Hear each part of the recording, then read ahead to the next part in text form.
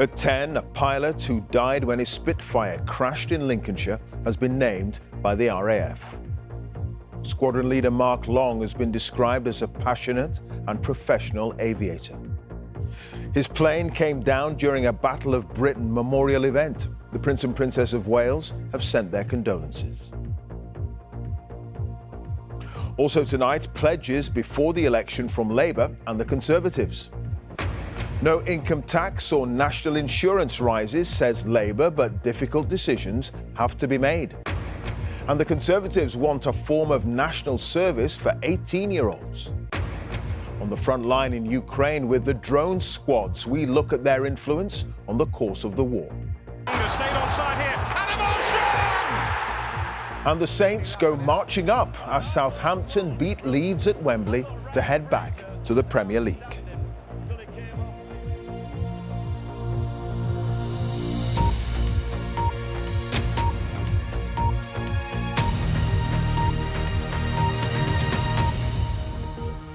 Good evening to you. An RAF pilot who died when his Spitfire crashed during a Battle of Britain memorial flight has been named as squadron leader Mark Long.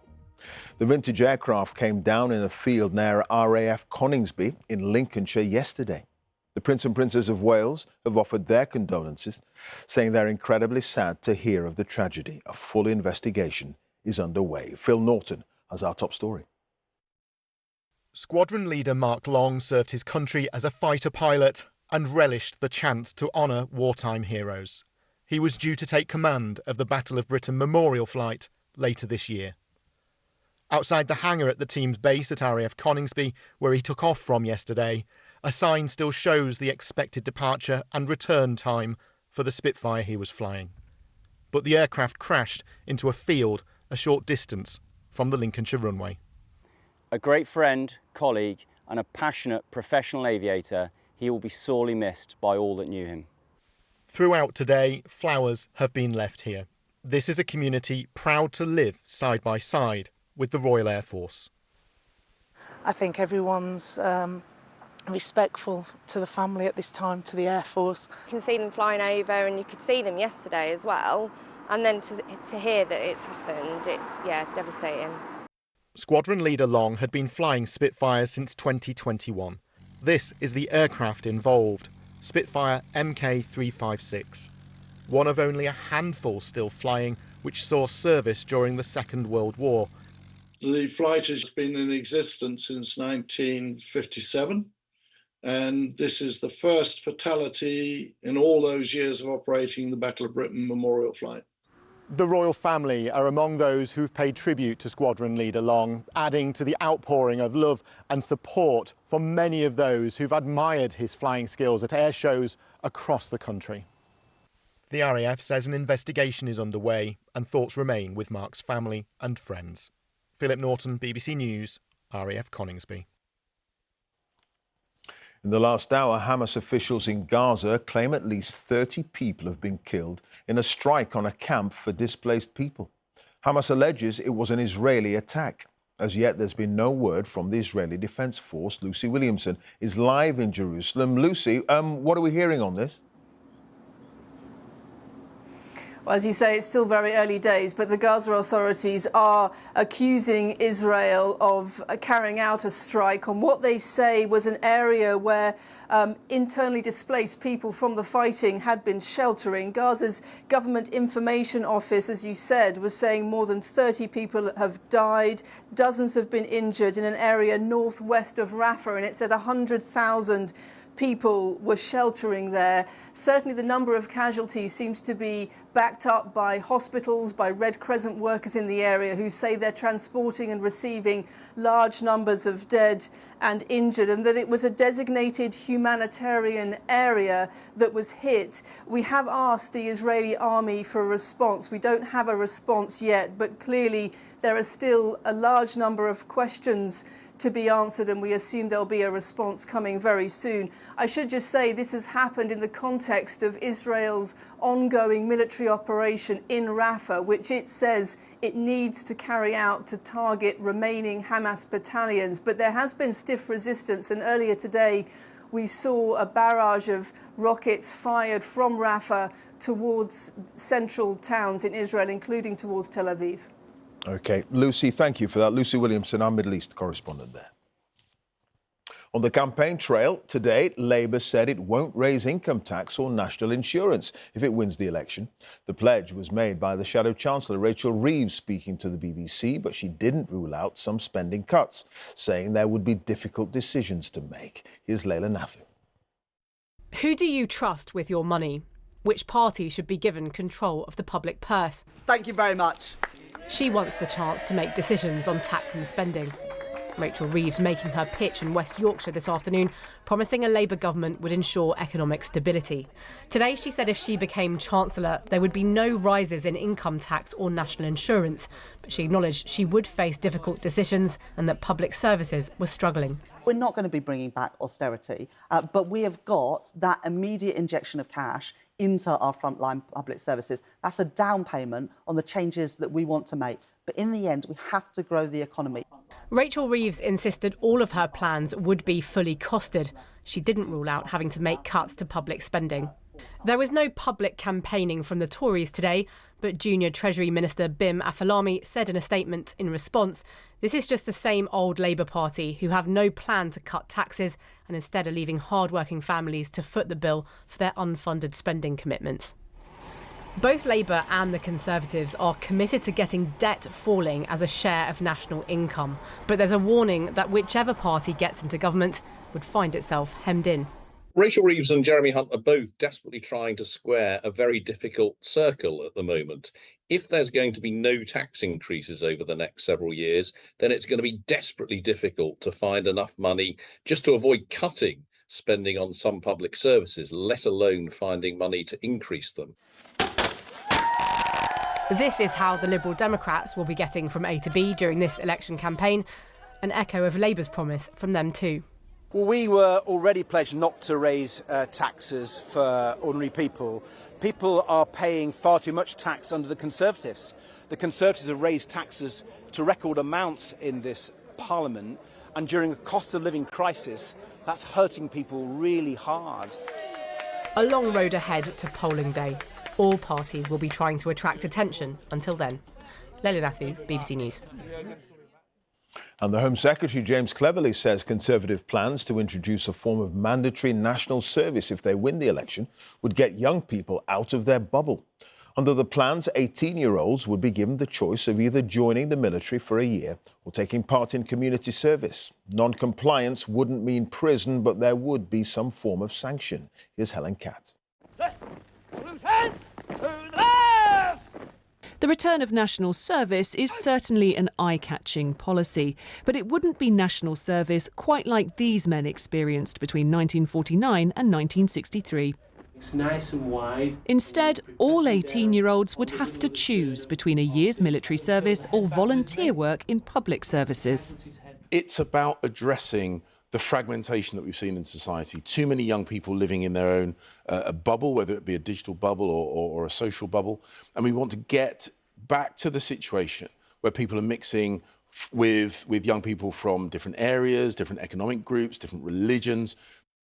Under the plans, 30,000 18-year-olds would do full-time one-year placements in the armed forces or cyber defence. They'd have to apply for selection. Everybody else would have to volunteer for the equivalent of 1 weekend a month, 25 days a year, in places like the NHS, charities or the police. The Conservatives say they would start piloting the scheme from September 2025. Much of the detail wouldn't be decided until after the election. At the Great Manchester Run, there was a mixed reaction. Well, if I had to do it, then I've got no choice, then yeah. I don't mind doing it. Look at all the world wars we've got going on and about to get into. I think it's a way of dragging young people in to that kind of way of living so they don't have a choice further down the line. I think it's a good idea in theory, but I think you'll get a lot of backlash, to be honest. I don't think people will be happy with suddenly turning their lives upside down and making them either go into the armed forces or volunteer. I think people are busy enough as it is. 3 days ago, a defence minister said there were no current plans for the restoration of any form of national service. Labour says it's desperate. But this is just another gimmick, a desperate gimmick from the Conservative Party with no viable means of funding it. Other opposition parties say the Conservatives should be investing more in the armed forces. They're trying to put a sticking plaster on the future of young people and also a sticking plaster for the armed forces, and it's not going to work. We want professional soldiers, not people who are there for 1 year. If you talk to military chiefs, they want a professional army, and that's what the Liberal Democrats would provide. The Conservatives believe their national service programme would put a modern spin on an old idea for their first policy announced in this campaign. Helen Catt, BBC News.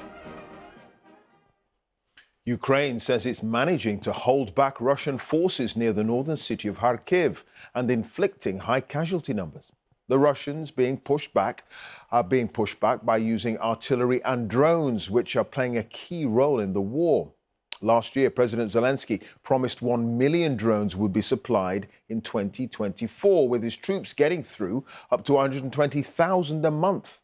200 Ukrainian companies manufacture them, and a leading commander in Kiev says they kill more soldiers on both sides than any other weapon. Well, Jonathan Beale tells the story of one Ukrainian drone unit on the front line in the Kharkiv region.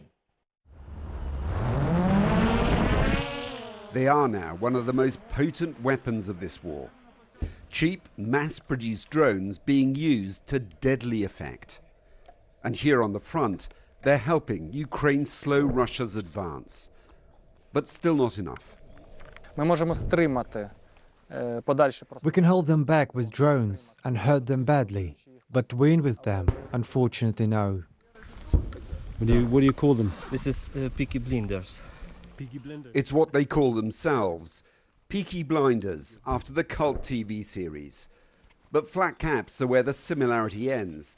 They've been trained by Western special forces. In just a few weeks, they've hunted down more than 100 Russian soldiers. Terror from the sky. Today, they appear to be hiding, so they look for something else.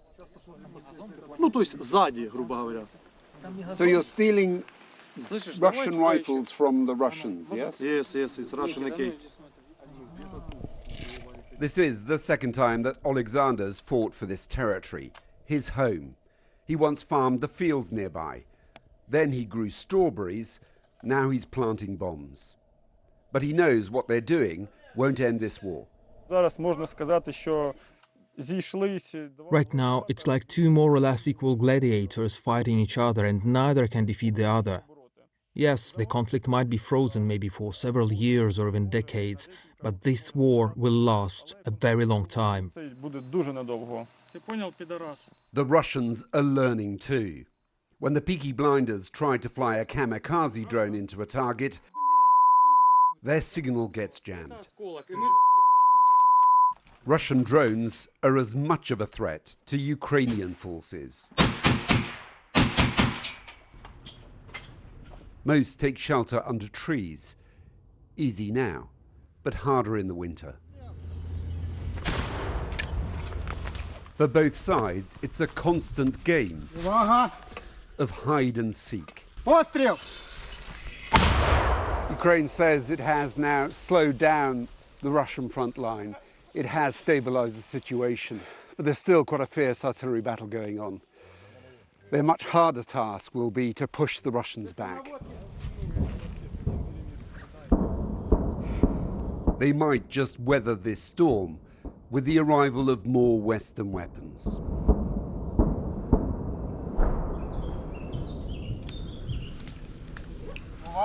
But what Ukraine really wants is permission to use those weapons to strike inside Russia. Just a mile from the border, they're doing the best to intercept Russian resupplies. But they're hamstrung. We can't stop the preparing of attack.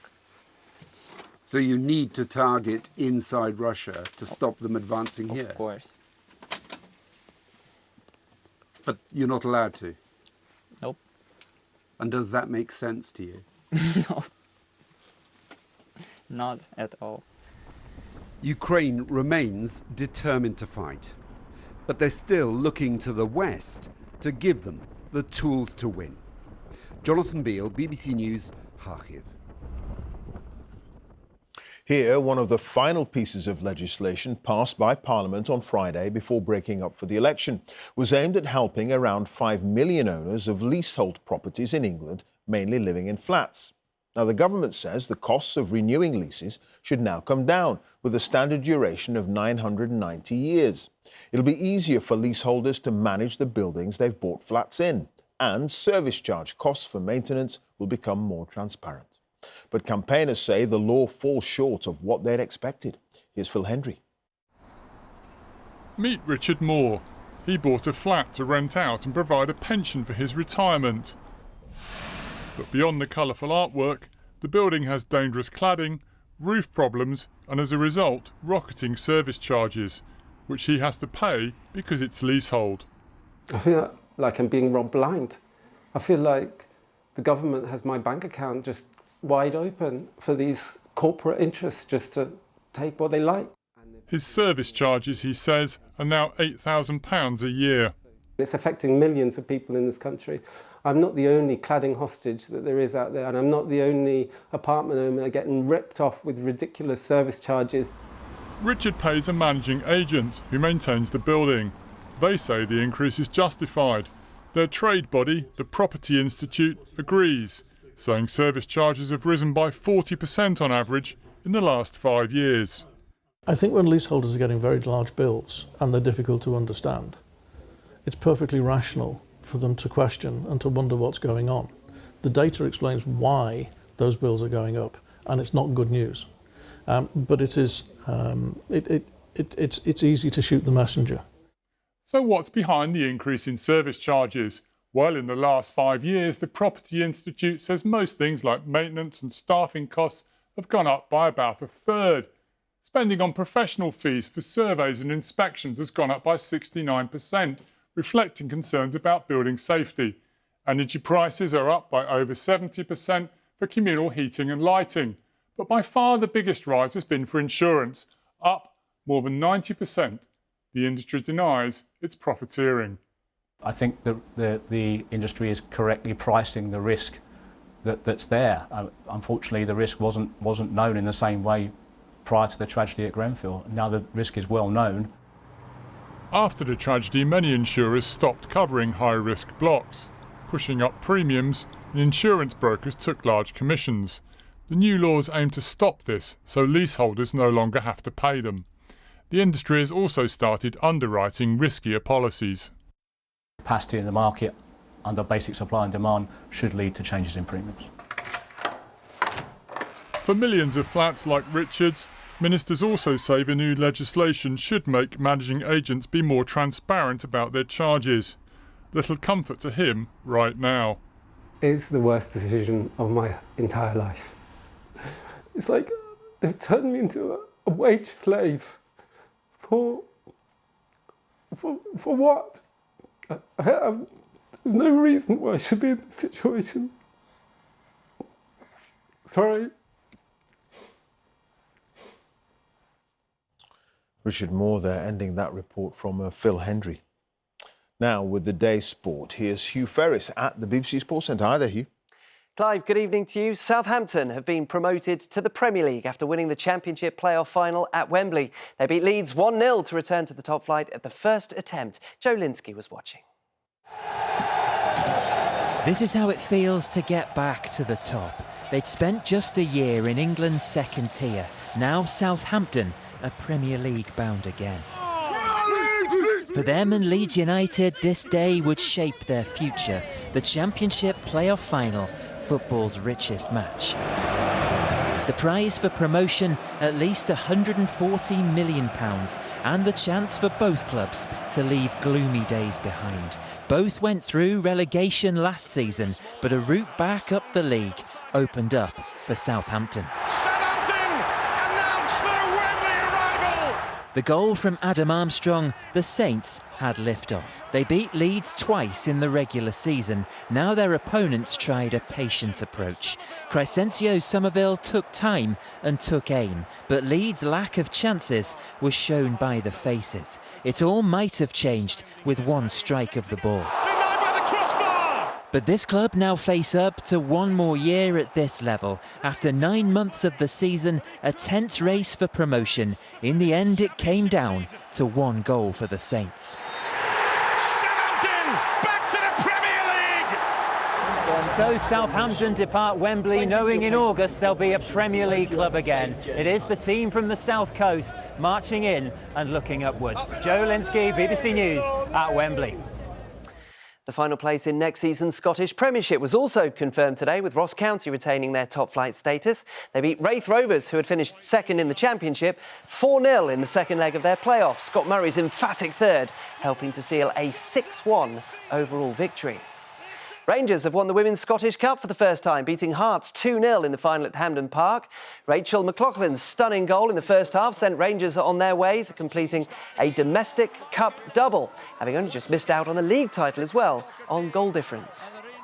Charles Leclerc led from start to finish to win the Monaco Grand Prix. The Ferrari driver is from the Principality and claimed victory in his home race for the first time. Patrick Geary reports.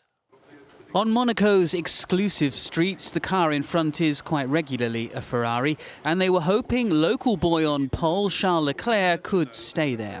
First job, a clean start. Leclerc gets away brilliantly. Behind him, though, chaos. For Sergio Perez, it was Monte Carlo, then bust. Spectacularly. Remarkably, he was unscathed. His car might need some patching up, though. After the clean-up, take 2. Monaco might be famed for its casinos, but this circuit makes gambling tricky. There is little space to overtake, so it's a good place to get ahead. Even so, Leclerc has twice qualified first at his home Grand Prix, but never finished it there. So now this was about concentration as much as acceleration. As a child in Monaco, Leclerc dreamed of victory on his doorstep. His race, his moment. In a principality renowned for incredible wealth, for Leclerc, this was a victory that was priceless. Patrick Geary, BBC News. Andy Murray has been knocked out of what's very likely to be his final French Open in the first round. He was beaten in straight sets by another former Grand Slam champion, Stan Wawrinka, at Roland Garros. Murray has said he doesn't expect to carry on playing much beyond this summer. There's more at the BBC Sport website, where you can also see the best of the pictures from the Manchester City parade to celebrate their 4th straight Premier League title. But that's it for now. Clive. OK, Hugh, thank you. Hugh Ferris there. Now, time for a look at the weather news, and Thomas is here. Hi there. Hello, Clive. Look at this beautiful picture. This is a Scottish coast, and it was sent in by one of our weather watchers earlier on, and it is just off Nairn there in Highland, Scotland. Stunning array of colours. We had some big clouds today. Shower clouds developed with thunderstorms, and more of that to come, at least for some of us, for tomorrow, for Bank Holiday Monday. Now, this is the radar and the earlier storms dancing away across many parts of England, some in Wales, across the sea there in Ireland as well. Scotland had the outbreaks of rain, so it probably didn't stay all that sunny all the time in Nairn. But here's the forecast then for the course of the night. Still some clouds and showers across the north of the UK, but in the south, I think it's going to stay generally dry. Not particularly cold. Temperatures first thing in the morning, typically into double figures in most major towns and cities, and lots of sunshine for most of us right from the word go, before those cumulus mediocris and then cumulus congestus clouds start to develop. And look at all of these storms then in the north and the east of Scotland. Now, showers are possible almost anywhere tomorrow.